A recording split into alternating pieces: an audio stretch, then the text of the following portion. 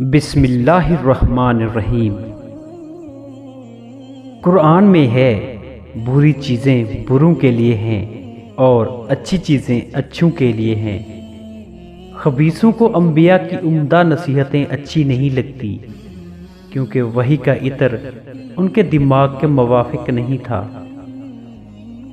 مرشد کامل مل جائے تو اس کی اطاعت و پیروی دل و جان سے کرو اور اس کی ہر نرم و سخت بات کو قبول کرو کہ اس میں تمہاری بھلائی پوشیدہ ہے۔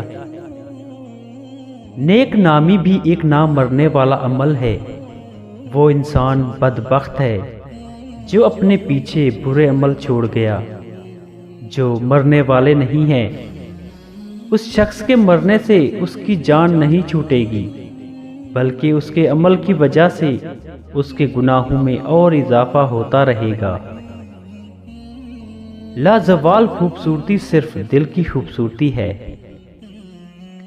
سب سے مخلص نیک بندے وہ ہیں جو دعا میں آہذاری کرتے ہیں۔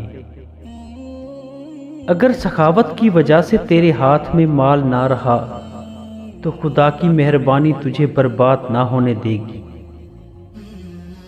برائی سے بچنے کا سب سے طاقتور طریقہ یہ ہے کہ اچھے دوستوں کے ساتھ بیٹھا جائے جنہوں نے اپنا رخ خدا کی طرف موڑ لیا ہے۔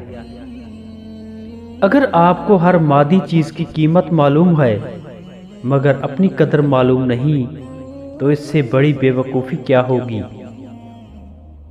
جب تو عمل میں کوئی معمول ترک کر دیتا ہے رنج و غصے سے تجھ پر قبض طاری ہو جاتا ہے۔ علم حق صوفی کے علم میں پنہاں ہوتا ہے۔ یہ بات عام لوگوں کے سمجھنے کی نہیں ہے۔ نور کے لیے نور بن، آگ کے لیے آگ، پھول کے مقام پر پھول بن اور کانٹے کی جگہ کانٹا۔ ڈر کی سوچ اور کشمکش سے باہر نکلو اور خاموشی میں زندہ رہو۔ اگر تمہاری انا تمہاری رہنما ہے تو پھر مدد کے لیے قسمت کی طرف مت دیکھو۔